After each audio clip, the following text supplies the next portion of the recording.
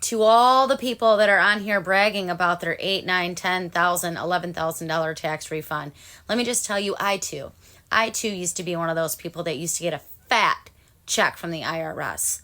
And then I started to realize, well, the only reason why I'm getting those high refunds is because I only make a certain amount of money throughout the entire year. That means basically I am living very broke all year round. And then once a year, I get a nice little chunk of change because I have the earned income tax credit. So when you're bragging about all this money that you're getting, just know that we know that you're broke the rest of the year, or you're just barely getting by. That means you're making at or below the maximum income for your tax bracket in order to receive that credit. So you don't want a big tax return.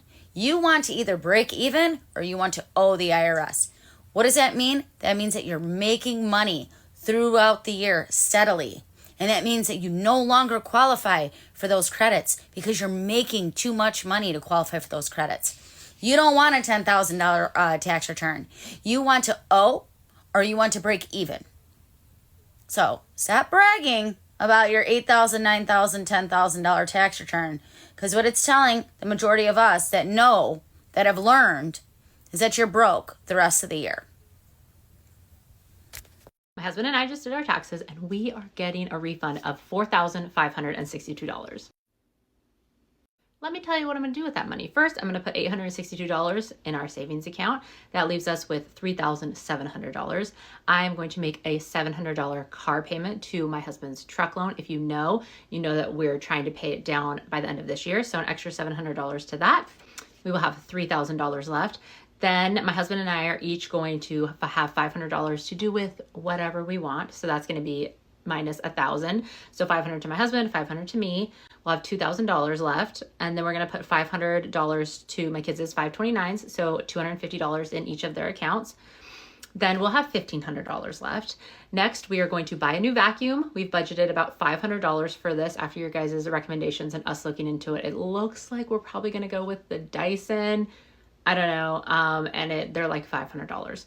Anyway, so that's budgeted for the vacuum. And then we're going to do a $500 Costco haul, and we're just going to stock up on necessities, things we already buy, but then we won't have to buy them for months, like laundry detergent, dishwasher pods, toilet paper, paper towels, dog food.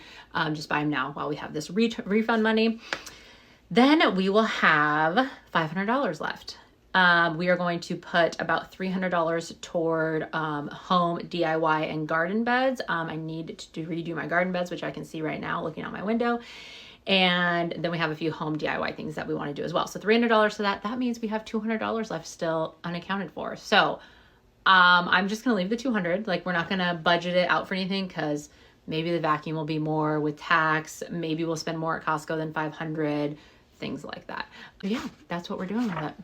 This is how you can get a larger tax return. This way is kind of unethical, but is not illegal. With this method, you'll be able to create a paper trail, so when you go and file your taxes, you're able to write off these losses, in turn getting a larger tax return. So the first step that you're going to do is you're going to text every single person that you loan money to. You're going to text everyone who's indebted to you and be like, hey, I loaned you this amount of money and I was expecting it back at this time. Why haven't I gotten it back yet? And you're going to make sure that you put the dates at every single time that you expected the money back and when you gave them the money. This is considered an unpaid loan, so you're able to use this at tax time as a tax write-off. So sending those text messages out is essential because it leaves a paper trail and it shows proof that it actually happened. So now you have proof, you have date, time, and you also have the amount all documented. This is considered a non-business bad debt.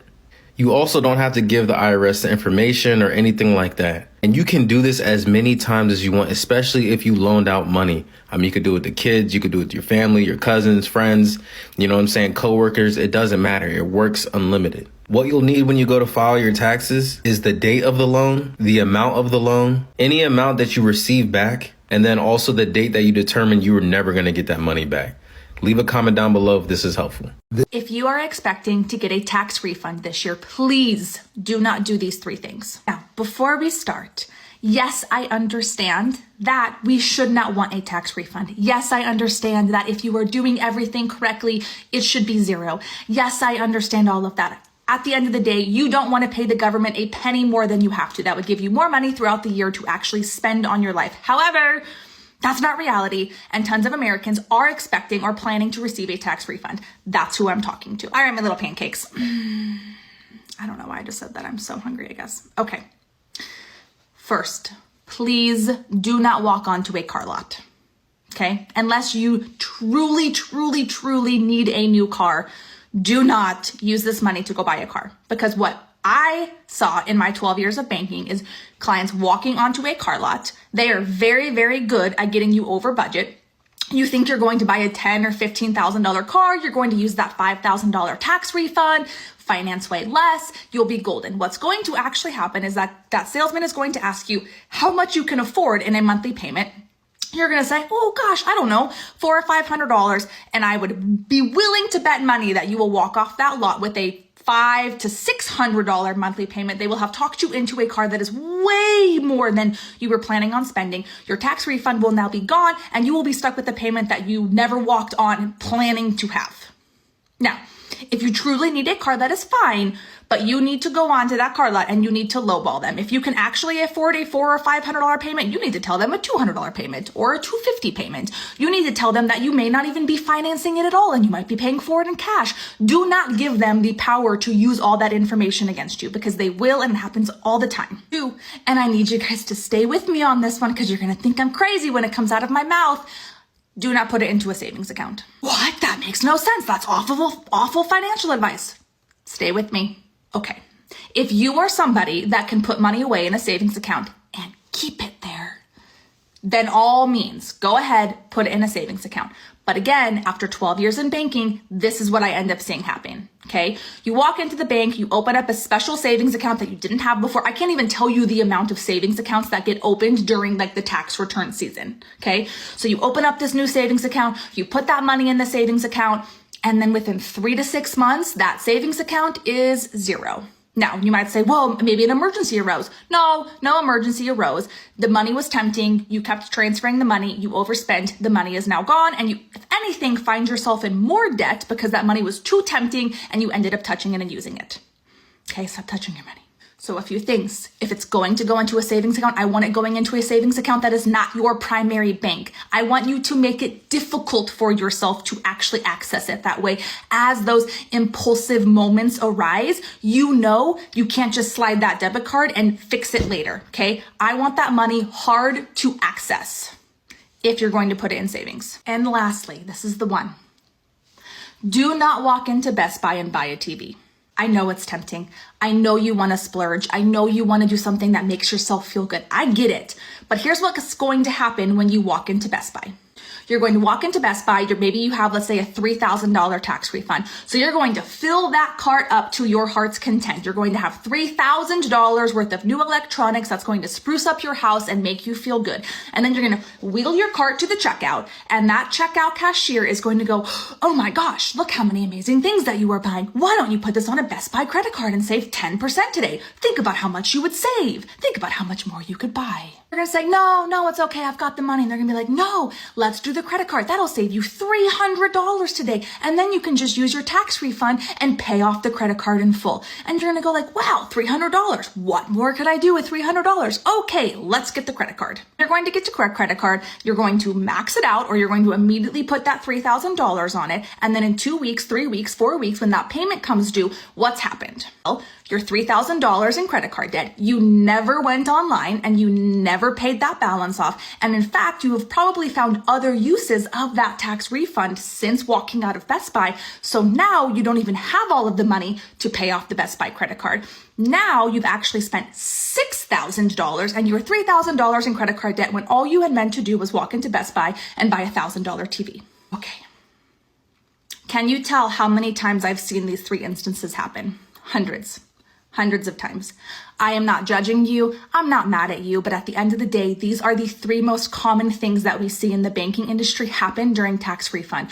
The reason it gets me so fired up is because then I have to watch you struggle. I have to watch you live paycheck to paycheck for the next 11 months.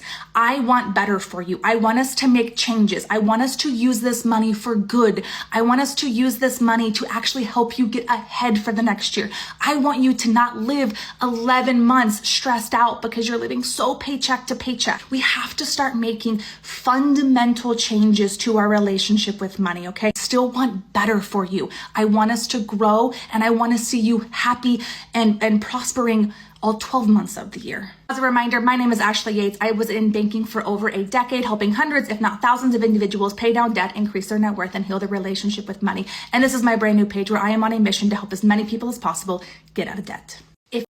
If you have already filed your taxes and you're approaching 21 business days, now is the time to worry, because the average tax return takes about 7 to 21 days to fund. Anything outside of the 21-day window, then there is an issue. It could be a minor issue such as identity verification, wage verification. You could have left off a W-2. It's a number of things why it could be on hold. But listen, the time to be patient is over. You need to contact the IRS. You need to contact them and see what is going on and what they need from you to release your funds, okay? It does not take 30 days to get a refund. And if it does, something is wrong, okay? And if you need assistance, make sure you guys are checking out your tax advocates in your area, because every state has free tax advocates. The tax advocates are there to fight on your behalf. When you can't reach the IRS, that's what the advocate does. So I think all you have to do is just go to Google, because I'm in Georgia, so everybody's tax advocate phone number will be different. So I won't give out the phone number. But if you Google tax advocate in your state, you'll find the resources, guys. Call and check on your refund. A lot of y'all about to receive either y'all Doge check or y'all about to receive y'all tax refund check, income tax check. So listen, I got some ideas for you. Make sure you take this to God, but let me just share with you a couple of things that you can do with that, with them checks if you're getting both of them. And make sure you check out my page too, because I have a lot of class action lawsuits that can get you another check. But hear me out. Okay, they have tax deed sales, right? Tax deed auctions that you can go put down some money. I mean, you know, people have paid $500, $1,000, $2,500 for land or even a house, okay?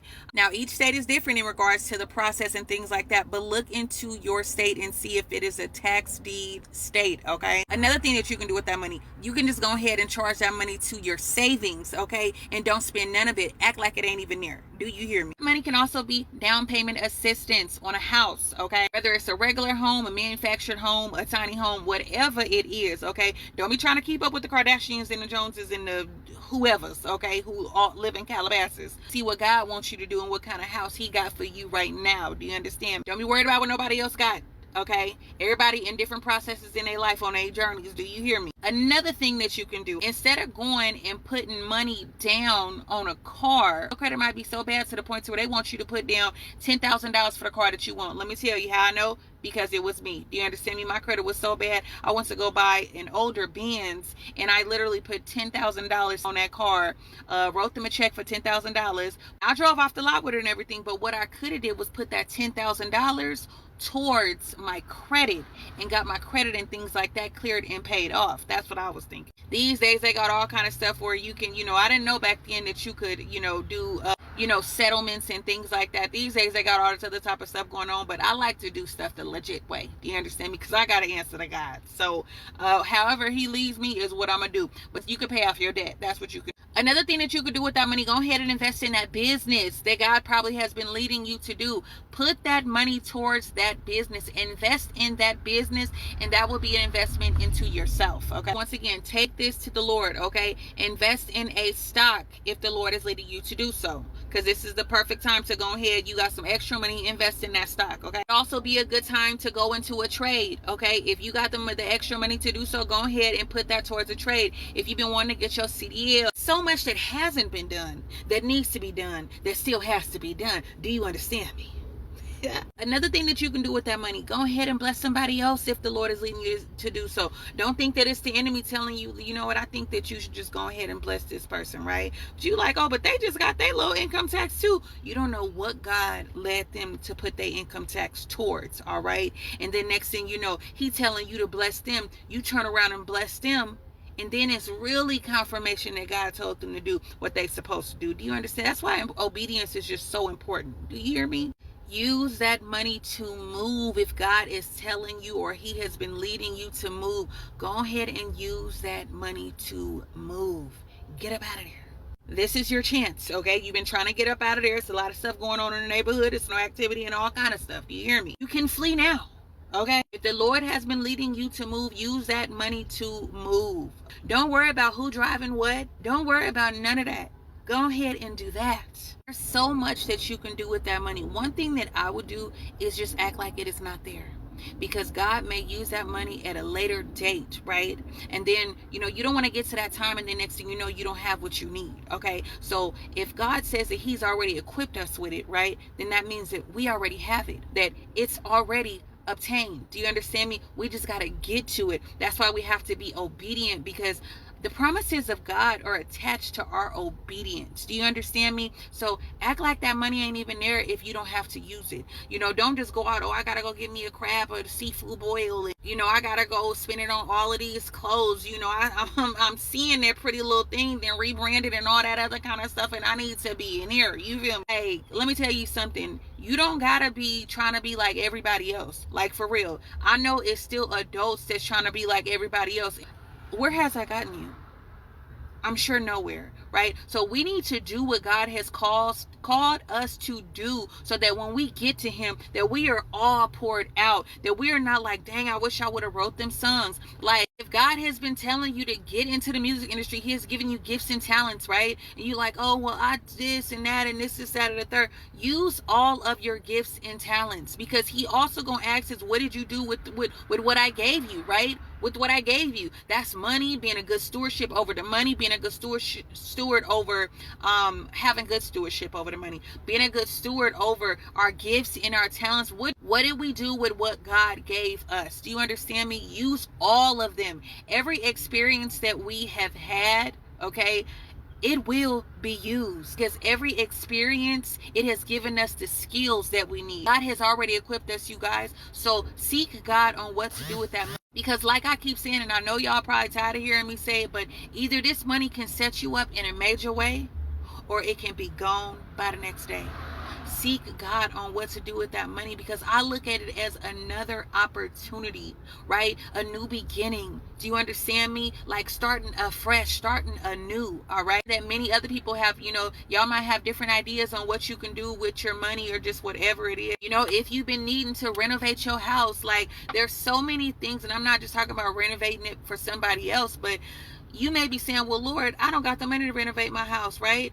I've been wanting to sell my house. I ain't got the money to renovate the house or whatever it is. God is saying, go ahead and move forth in that thing, and I'm going to send the people to do it, right? Next thing you know, you selling your house, and due to those renovations that God told you to do, your house is going to sell for $50,000 more than what you even expected for it to sell. All I'm saying is listen to God. Don't think that nothing cannot be done, okay? Know at all times that all things are possible through Christ Jesus. All things, okay? All things, all right? I hope that you guys heard me. I hope that this didn't go over nobody's head.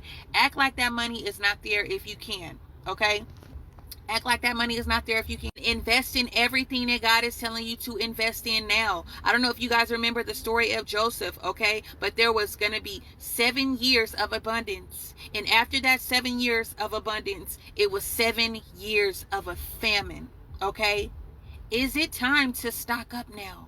And that don't just mean on food and things like that, but is it time to stack up on what God is telling us to stack up on? If he's telling you to stack up on the businesses right now, if he's telling you to stack up on the money right now, if he's telling you to stack up on the food right now, if he's telling you to stack up on the love right now, because we never know. Remember this, that God giveth and God taketh away as well.